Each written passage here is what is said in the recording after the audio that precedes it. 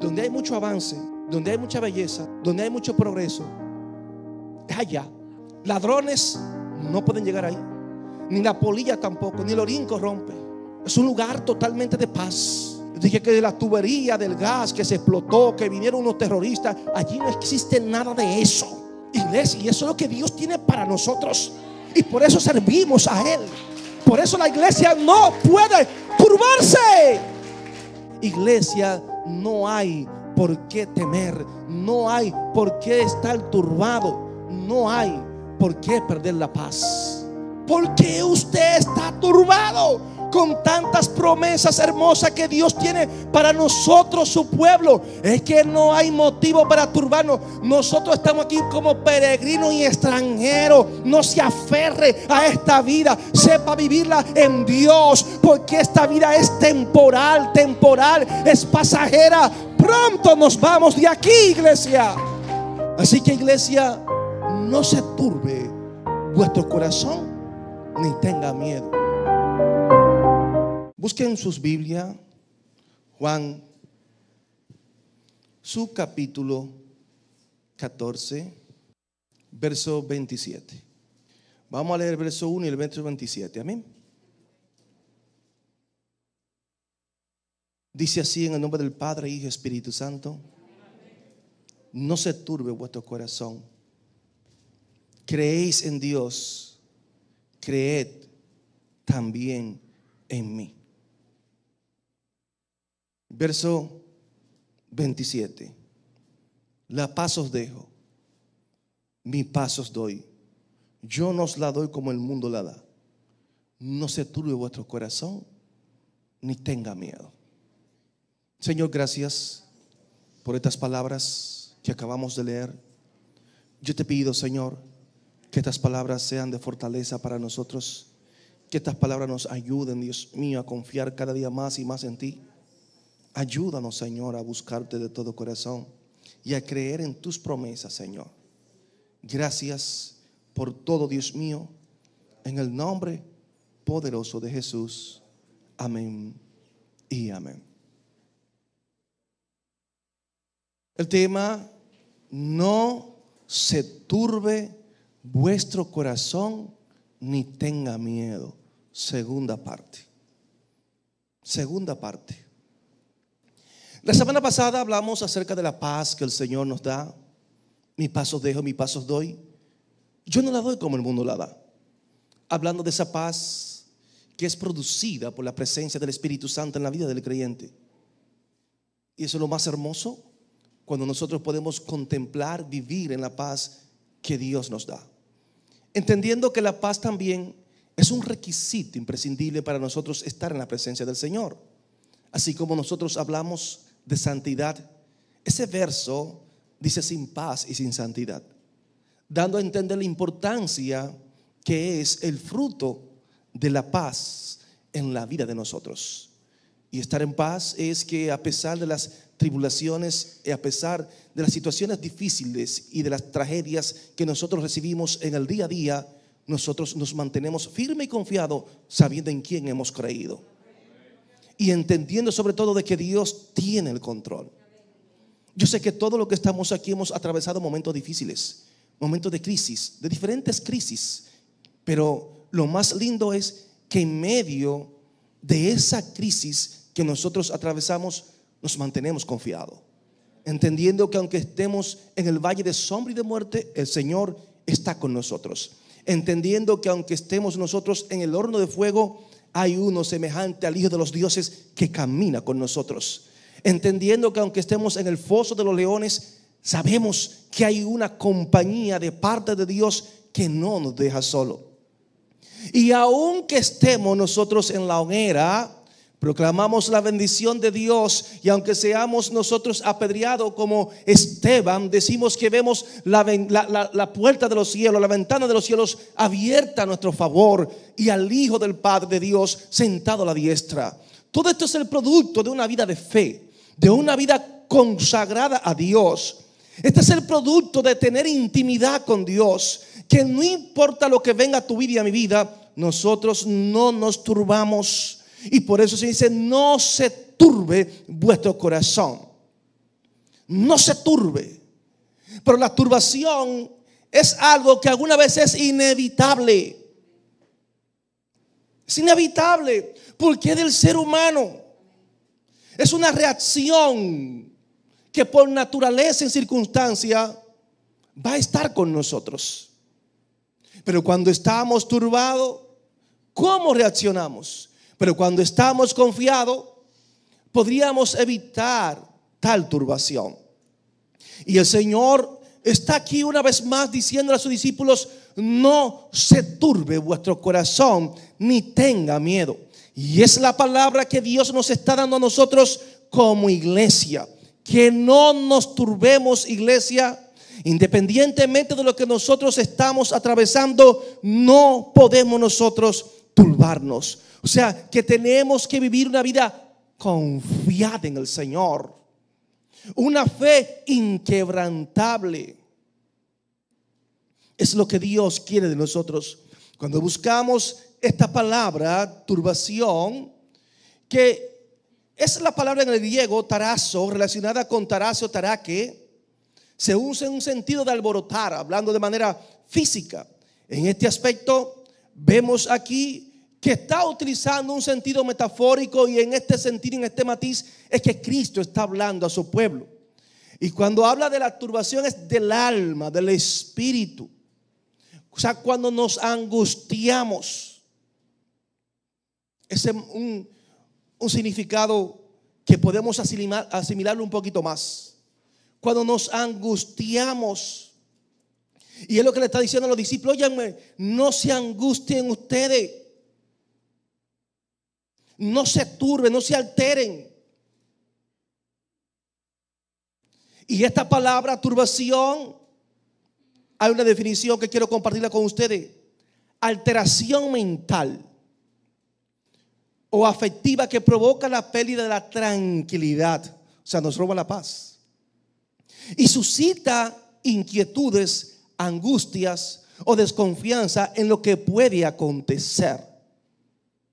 En la ascética cristiana se habla con frecuencia de las turbaciones del espíritu, aludiendo unas veces a las pasiones y tentaciones ante el mal, y en ocasiones a los desconciertos que los dones divinos producen quienes no están acostumbrados a ellos. Entonces, esa palabra turbación es la que nos roba a nosotros la paz. Esa palabra turbación es la que lamentablemente nos angustia y nos hace perder la fe. Nos hace perder la fe. Por eso el Señor dice: no se turbe. Porque cuando estamos turbados, amados, nos intranquilizamos y muchas veces tomamos decisiones que no son las más correctas. Por eso es que en medio de la crisis, en medio de la turbulencia y el dolor y de las situaciones difíciles, necesitamos a personas de fe a nuestro lado. Personas que nos ayuden a tomar las mejores decisiones y a mantenernos firmes sabiendo en quién nosotros hemos creído. Y vemos a Jesús contemplando a sus discípulos y a la vez visualizando los momentos difíciles que van a atravesar, sabiendo que se va a desatar persecución, sabiendo que el sistema se va a levantar contra ellos, sabiendo que muchos van a ser muertos, asesinados de una manera atroz, injustamente por causa del evangelio, sabiendo que muchos de ellos van a ser aborrecidos. Él le dice: no se turbe vuestro corazón ni tenga miedo. Y quiero enfatizar en la turbación en esta ocasión. ¿Por qué? Porque muchas veces nosotros se nos olvida al Dios que servimos. Se nos olvida la magnificencia, el poder de Dios en medio de la turbación. El salmista en el Salmo 6:3 dice: mi alma también está muy turbada. Y tú, Jehová, ¿hasta cuándo, Señor? ¿Hasta cuándo? Vemos el salmista que está declarando de que su alma está también muy turbada. Muy turbada. Y eso nos pasa a todos.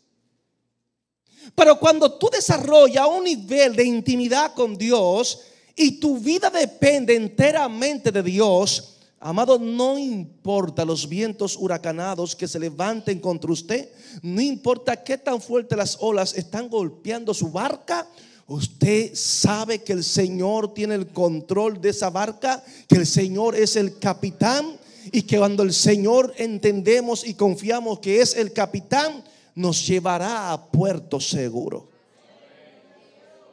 Por eso el mismo salmista proclamó y dijo en el Salmo 46:1: Dios es nuestro amparo y fortaleza, nuestro pronto auxilio en las tribulaciones. Y estas palabras son palabras de alguien que por lo menos medita en la palabra de Dios, en sus promesas, y comienza a proclamarla para disipar lo que es la turbación. Porque hay que disiparla. No podemos dejar que tome terreno en nosotros. Y todos muchas veces atravesamos por momentos en los cuales se nos olvida quién es Dios.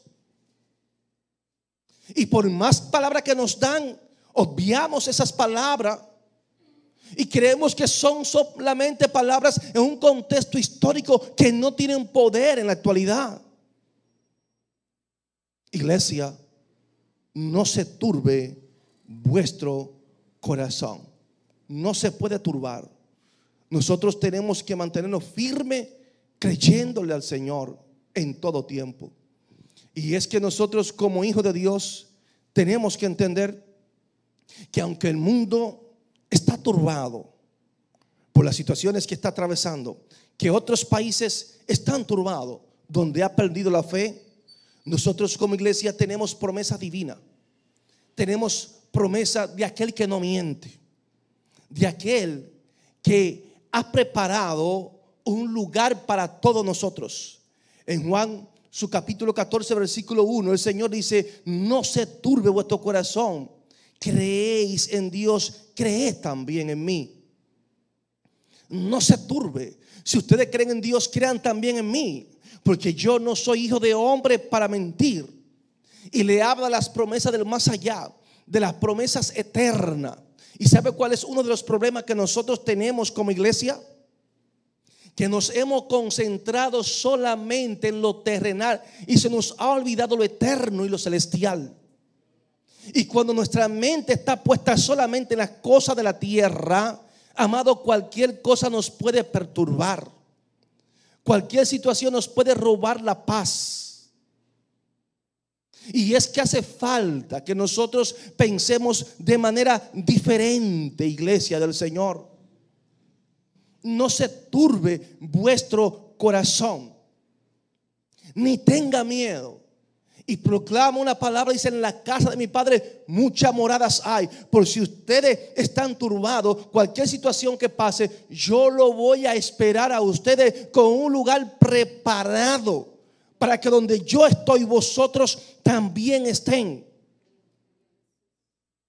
Yo voy a ser quitado de ustedes, pero conviene que yo sea quitado, porque si no soy quitado, entonces el Consolador no vendría.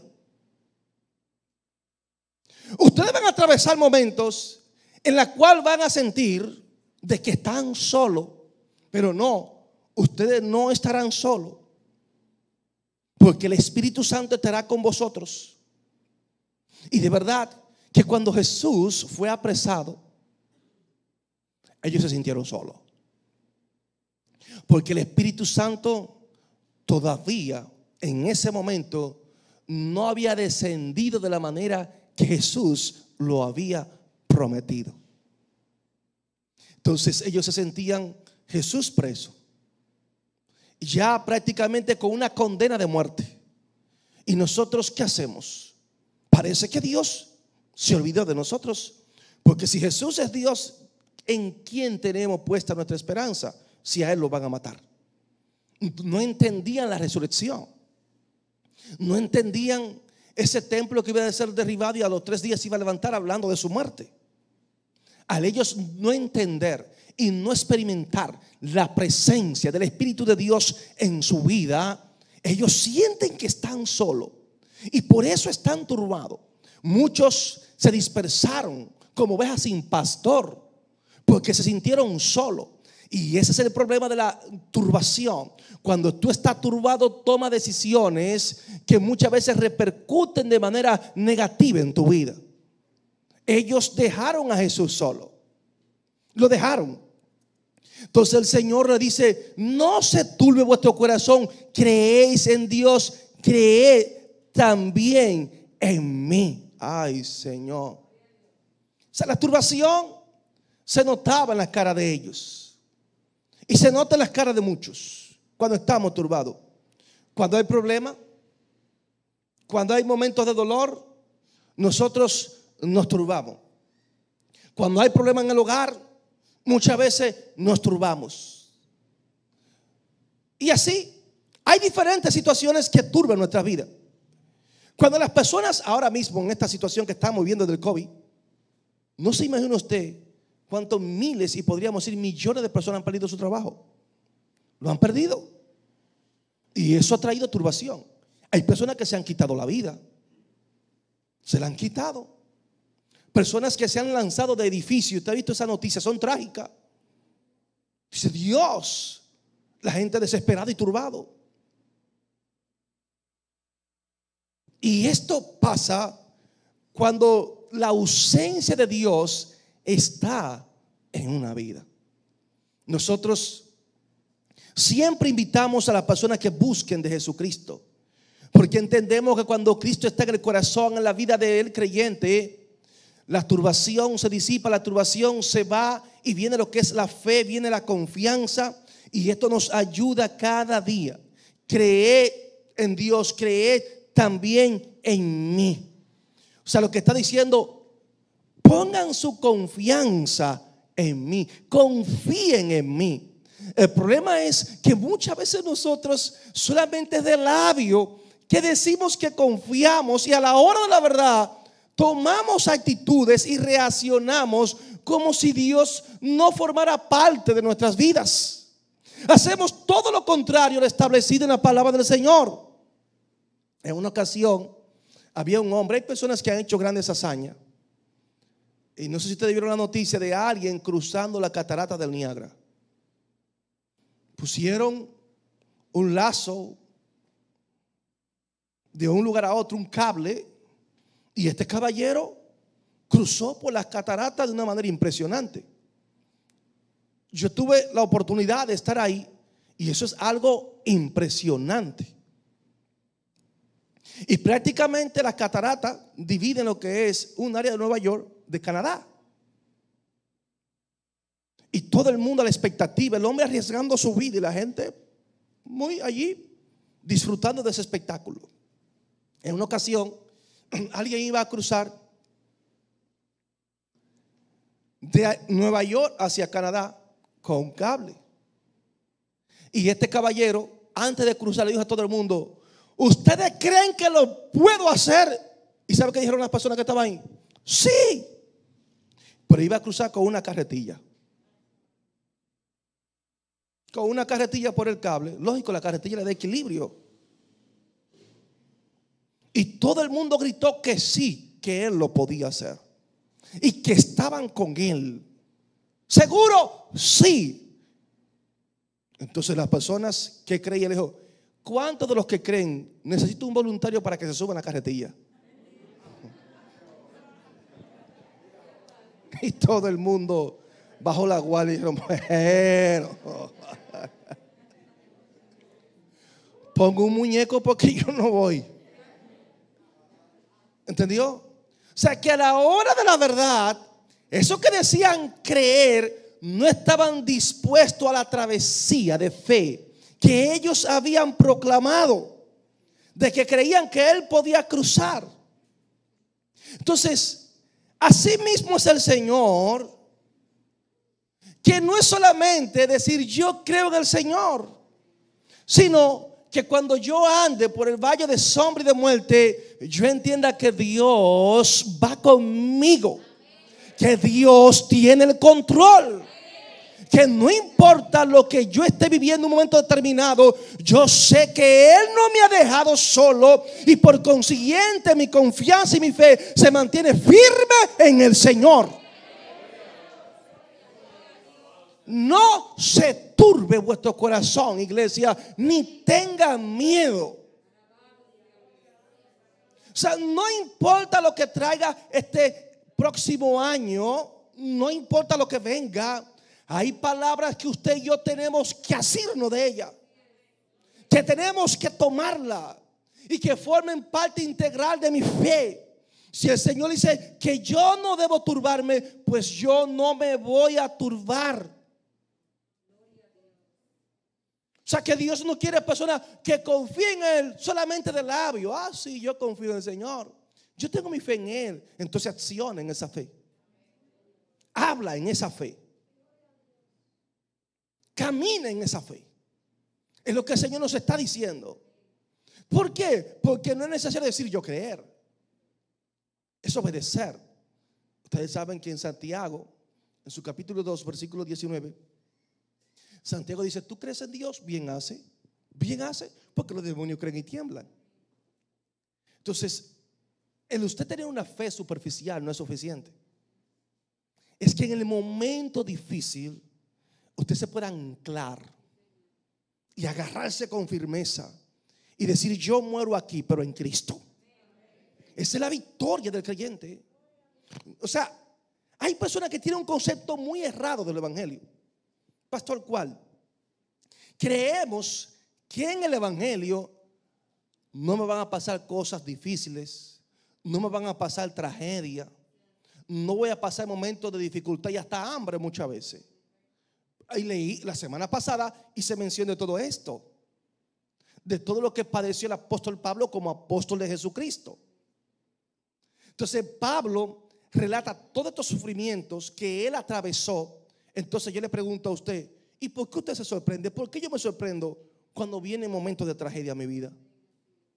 Si los discípulos vivieron con muchísima tragedia encima. Ahora, ¿qué es lo que Pablo resalta? Que a pesar de todas esas tragedias y todos esos momentos negativos a su vida, ellos se mantuvieron firmes, creyéndole a Dios. O sea, no crea que usted no se va a enfermar con el COVID. No crea que una tragedia hasta de muerte puede llegar a su familia. No crea eso. Eso no es el evangelio. Lo que la Biblia enseña es que a pesar de la tragedia, Dios está ahí con nosotros. Que a pesar de la dificultad, óigame, mi fe se mantiene inquebrantable. Que a pesar de las situaciones adversas, yo le sigo creyendo a Dios. Que no importa que el mundo entero sea lleno de catástrofe, amados hermanos, que millones y millones pierdan la vida, Dios no ha cambiado, Dios no se ha movido de su lugar. Solamente estoy viendo la palabra de Dios cómo se cumple.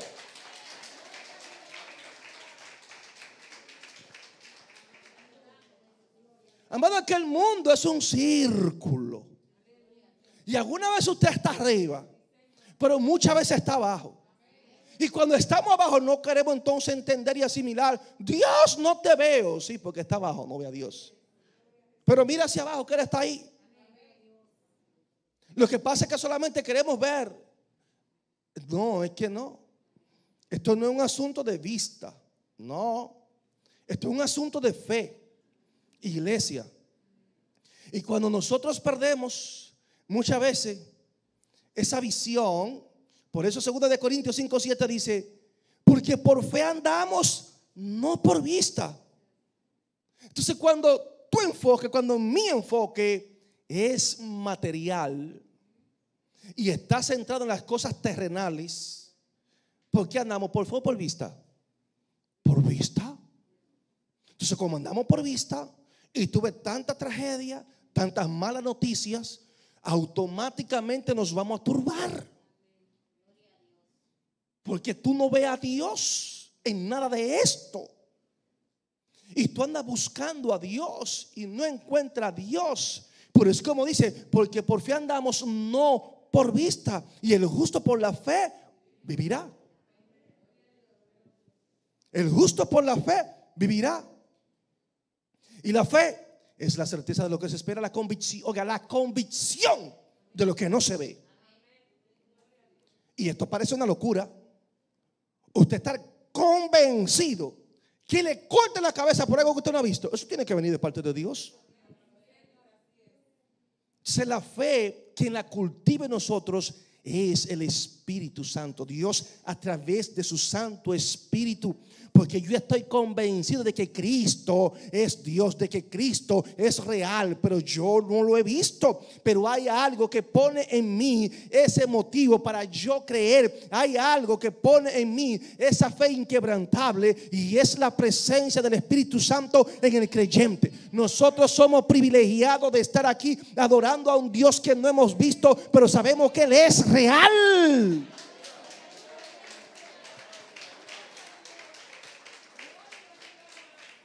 Iglesia, no se turbe vuestro corazón, ni tenga miedo, no se turbe, no. Porque nosotros no estamos para estar turbados, no. Él es nuestro pronto auxilio en las tribulaciones, en los momentos de angustia. En vez de clamar al pastor o a un hermano, primero clama a Dios. Y Él va a proveer, Él va a proveer las herramientas, los instrumentos necesarios. ¿Para qué? Para yo sobreponerme a tal situación. Hay personas que en vez de darte ánimo, lo que te lo quitan, como los amigos de Job. Hablábamos la semana pasada que en vez de darle ánimo a Job y aumentar la fe de él, comenzaron a juzgarlo y a condenarlo. Que sabrá Dios lo que él hizo. O sea, no todo el mundo tiene la capacidad de darnos palabras de fe, palabra de consuelo, palabra de amor, palabra de hermandad. No todo el mundo. Hay gente que está en la carne, y el que está en la carne no puede darnos una palabra de aliento de parte de Dios. Amén. Lo que está buscando, a ver, bueno, si el pastor le pasó esto, algo hizo el pastor. Algún pecado oculto debe tener. Así era que estaban los amigos de Job. Algún pecado oculto debe haber por ahí. O sea, que hay por qué, que solamente Dios lo sabe. Y nosotros queremos saber todos los por qué. Y por eso especulamos. Y por eso participamos hasta en pecado ajeno, buscando por qué que solamente le concierne a Dios. Hay personas que quieren saber hasta lo que hay en tu corazón. Hubo alguien que me dijo: a mí no hay una cosa que Dios no me revele, lo que hay en el corazón de la persona. Yo, pero Dios, pues este otro Dios, que no es una cosa que Dios le guardase a él, porque todo Dios se lo revelaba. ¿Ustedes creen que Dios se lo va a revelar todo a un hombre pecador, que hoy puede estar bien contigo y mañana se puede virar la torta y decir: no, porque yo me revelo esto del pastor así, así, así, así, así? Amado, tengamos cuidado. Tengamos mucho cuidado. Cuando Dios revela algo, es para edificar, es para levantar. Cuando Dios revela algo, es porque ya el pecado ha llegado al colmo. Y muchas veces hay revelaciones que es para juicio de Dios, porque la persona no se quiere arrepentir. Todo esto tenemos que entenderlo. Pero no es que Dios a mí me va a revelar simplemente por revelarme para que yo lo sepa, o para que haga un chisme de la revelación. Dios no obra de esa manera. Entonces tenemos que ir a donde Dios, para que sea Dios quien provea a las personas con mente espiritual, con mente cristiana, con personas con el carácter de Dios formado en su vida, que sabemos que nos van a ayudar. Y eso es lindo cuando hay personas con tales características a nuestro lado. El Señor dice: no se turbe vuestro corazón. Y quiero decirle que estos discípulos pasaron tragedias. Un Santiago, que le decían el santo, porque era un hombre con una consagración admirable. Y este caballero proclamando la palabra allá en el templo de Jerusalén, ¿sabe qué hicieron? Lo lanzaron de allá arriba del pináculo. Se les rompieron las rodillas, las piernas. Y así, con las piernas rotas, se puso de rodillas pidiendo perdón por sus verdugos. Y cuando alguien vio eso, en vez de glorificar a Dios, cogieron un palo y lo terminaron de matar y le dieron por la cabeza. Santiago el Santo. Pero su corazón no se turbó. Se mantuvo firme en quien él había creído. Se mantuvo firme en las promesas de creer en Dios, creer también en mí. Se mantuvo firme sabiendo que había un lugar preparado en la eternidad para él, para que donde Jesucristo esté, ellos también iban a estar.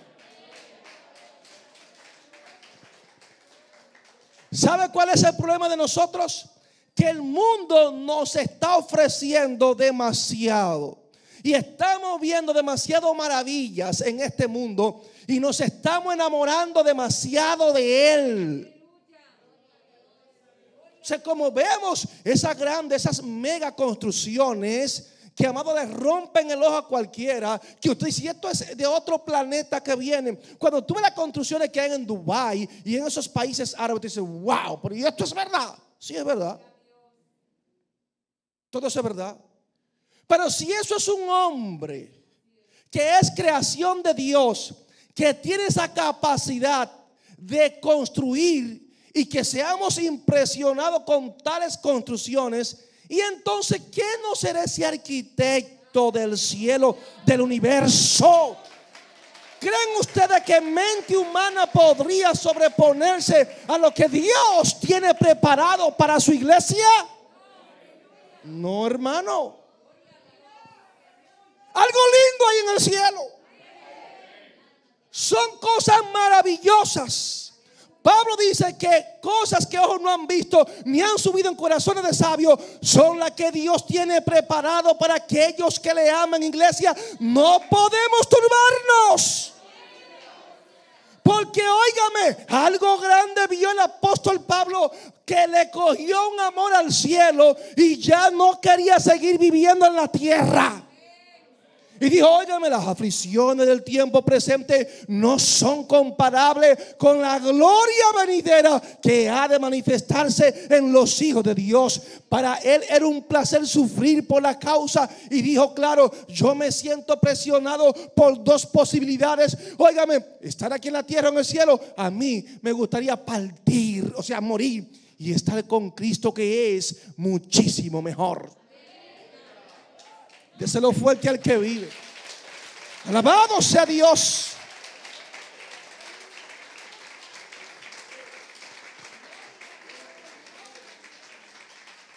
Después que Pablo tuvo esa experiencia celestial, amado, nada ni nadie le robó la paz a este hombre. Este hombre se gozaba en la tribulación. Eso es algo increíble. Pero fue una experiencia y que él quiso transmitirnos a nosotros. Increíble, amado. O sea, si vamos a hablar de lo que hay en el cielo, nuestra mente finita no da. No da. Pero es tan hermoso que le quitó eso de vivir aquí en la tierra, Pablo.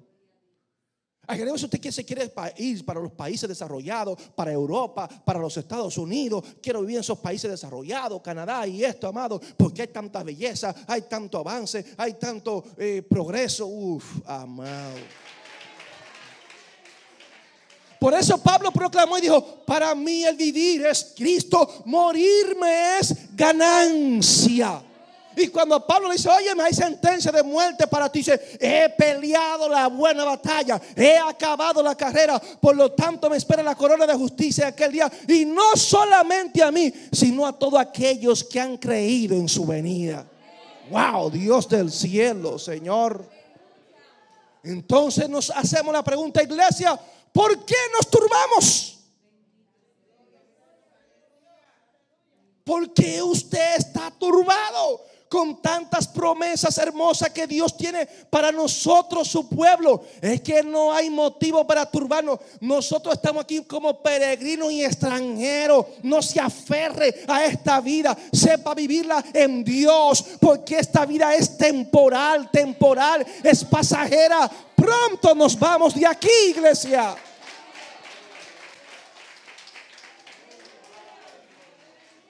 Bendito el Señor.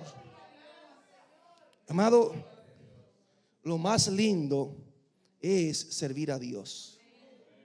Es el privilegio más grande que una persona puede tener. O sea que usted ser cristiano, eso no tiene precio. El precio es tan elevado que no podemos pagarlo. Jesús lo pagó. Amén.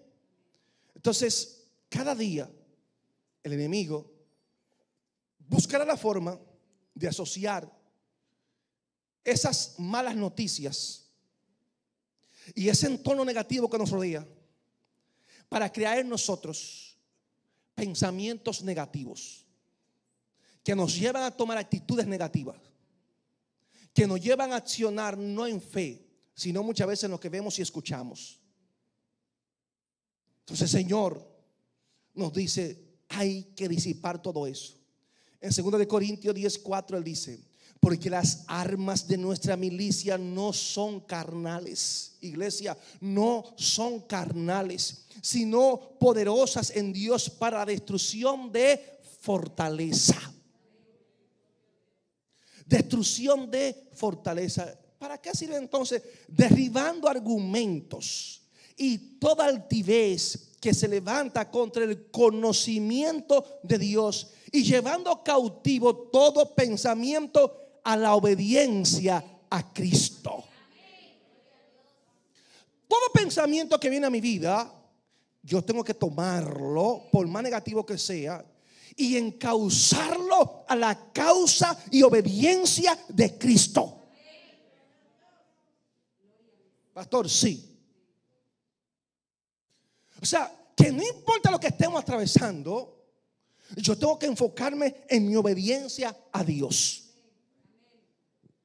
Y eso fue lo que hizo el apóstol Pablo. Y eso fue lo que hicieron los discípulos, que se mantuvieron firmes en los momentos más difíciles de su vida. Ustedes ven Pedro, que negó a Cristo en un momento determinado de su vida. Pero vemos en otro momento que Pedro, dice la historia, que se escapa de Roma. Y escapando de Roma tiene un encuentro con Jesús. Y se sorprende. Señor, ¿cómo que haces aquí camino a Roma? Dice, voy a morir a Roma. Eso dice la historia. O sea, él le dejó un mensaje a Pedro. Dijo, Pedro, no es tiempo de que tú huyas. Es tiempo de que tú sigas proclamando mi palabra en Roma. Sigue hablando de mi grandeza. Esa es mi voluntad. Si te toca partir, yo te estoy esperando aquí. Ya tú has trabajado demasiado. Ahora tengo que compensarte. Tengo que premiarte. Porque eso es así. Cuando el cristiano le llega la muerte, ya es el momento de su recompensa, donde dice, ya, tú terminaste tu labor y ya, mi hijo, ven. Ay, miren, vean, vamos a visualizar. Yo le voy a poner un ejemplo muy práctico. Vea la vida cristiana como que usted es un estudiante. Y que usted cuando se gradúe y le den su título, es cuando usted ha terminado la universidad, ¿verdad?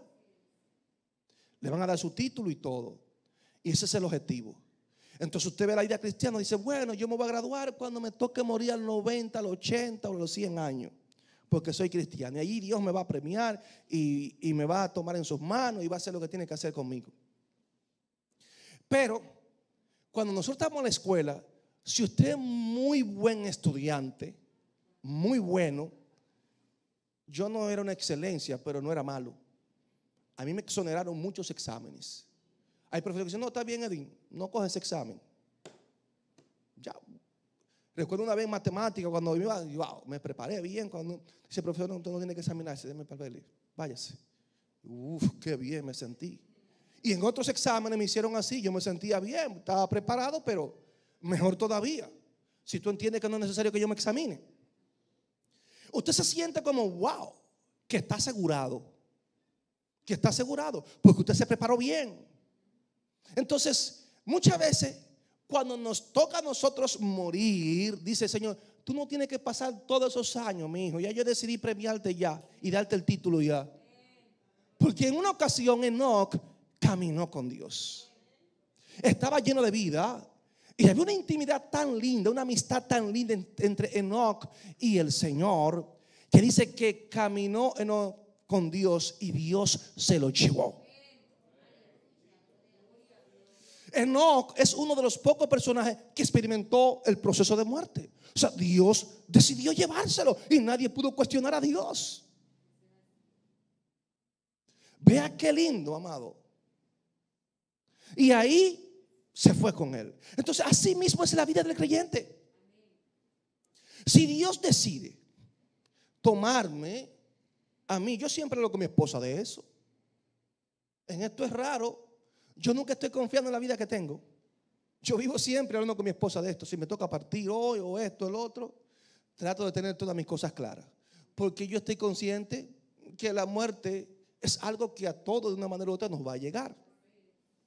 Ahora, yo saber que estoy en Jesús, saber que soy un siervo de Él y que mi vida ha sido llenada de la presencia de Dios, para mí eso es un gran privilegio. Eso no tiene precio. Entonces, cuando nosotros vivimos una vida consagrada a Él, no hay por qué estar turbado, iglesia del Señor. No la hay, no lo hay, no hay razón. Cree en Dios, cree también en mí. O sea, tiene que creer que Jesús es el Hijo de Dios. Tenemos que creer todas las obras que Jesús hizo en la tierra, pero también creer en su plan de redención para nosotros, la humanidad. Nosotros como iglesia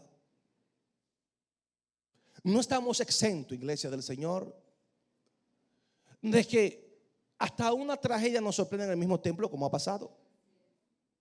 ¿Y cómo es posible que ese grupo de cristianos tuvo un accidente y se mataron tanto? ¿Qué pasó ahí, Señor? Y comenzamos a cuestionar: Dios, ¿por qué? Y Dios, espérese, Dios no tiene culpa de eso. Porque Dios te ha dicho que tú estás en un mundo donde hay muchos locos en la calle, donde hay criminales, donde hay diferentes clases de personas, donde hay violadores, donde hay asesinos en serie, donde hay pedófilos, donde hay homosexuales.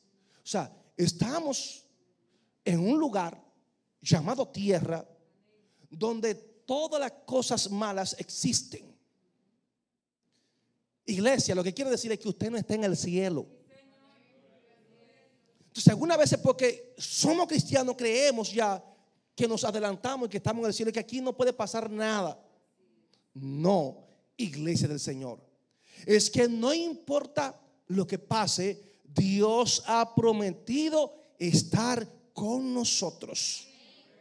Y esa promesa de Dios es la que nos ayuda cada día a mantenernos firmes, creyéndole a Él en sus promesas.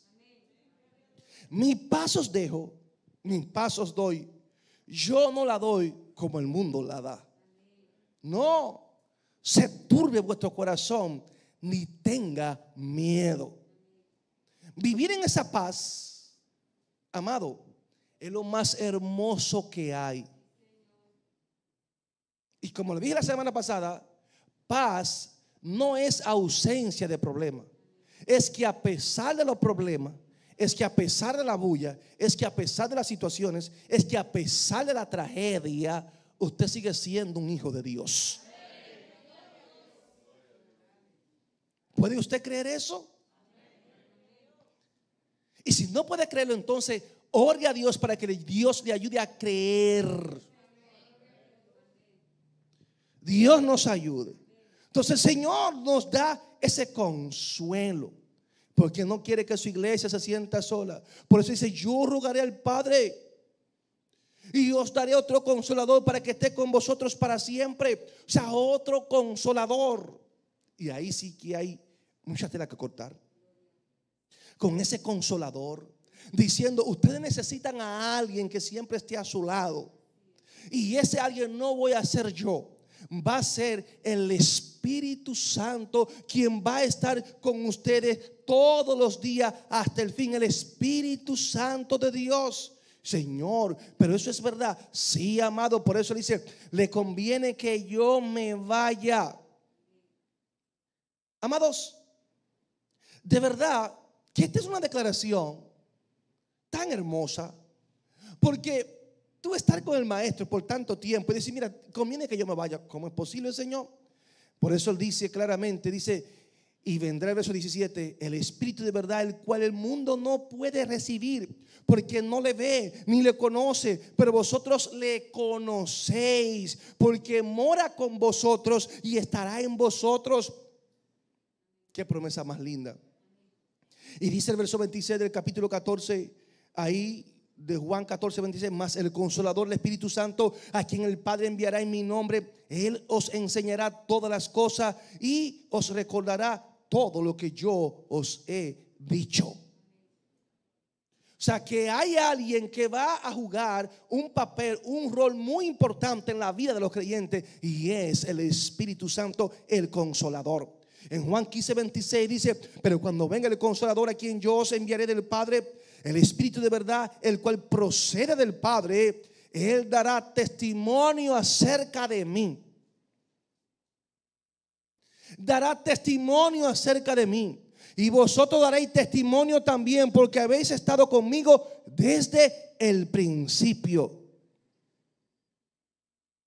Esa es la palabra de Dios para nosotros. Y el Señor sigue hablando a su iglesia. En Juan 16, 6, ahí hay una palabra de consuelo. Antes que os, dice, porque os he dicho estas cosas, tristeza ha llenado vuestro corazón, pero yo os digo la verdad, os conviene que yo me vaya, porque si no fuera el Consolador no vendría a vosotros, mas si me fuere os lo enviaré.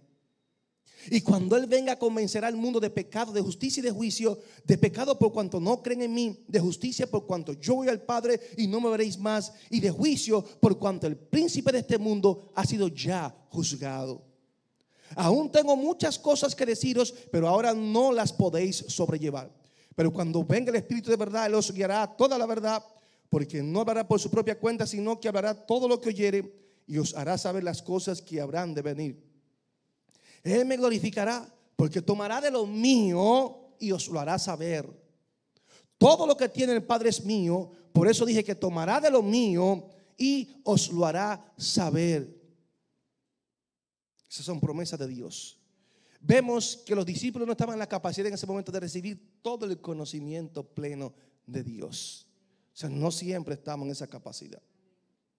Y Él sigue diciendo en Juan 14, 18, no os dejaré huérfanos, vendré a vosotros. Todavía un poco y el mundo no me verá más, pero vosotros me veréis, porque yo vivo, vosotros también viviréis. En aquel día vosotros conoceréis que yo estoy en mi Padre y vosotros en mí, y yo en vosotros. El que tiene mis mandamientos y los guarda, ese es el que me ama. Y el que me ama será amado por mi Padre, y yo le amaré y me manifestaré a Él. O sea que vemos aquí que Dios no nos va a dejar a nosotros huérfanos. Por eso la iglesia no puede estar triste, no puede estar turbada por las situaciones, porque todo esto Jesús dijo que iba a venir. Y si estoy consciente de que mi maestro, de que mi Señor, de que mi Dios dijo, mira, va a venir esto y esto y esto y esto, solamente tengo que decir, se está cumpliendo la palabra de Dios. Fortaléceme, Dios, para yo ponerte en alto en medio de estas situaciones que tú dijiste que iban a venir. Qué lindo es el Señor.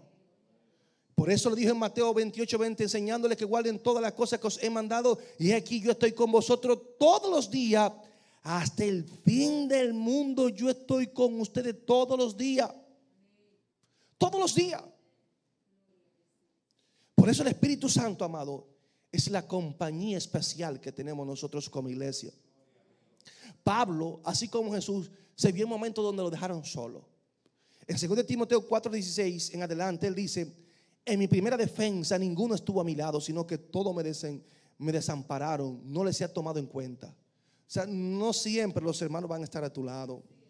Pero oiga lo importante, pero el Señor estuvo a mi lado y me dio fuerzas para que por mí fuese cumplida la predicación y que todos los gentiles oyesen. Así fui librado de la boca del león, y el Señor me librará de toda obra mala y me preservará para su reino celestial.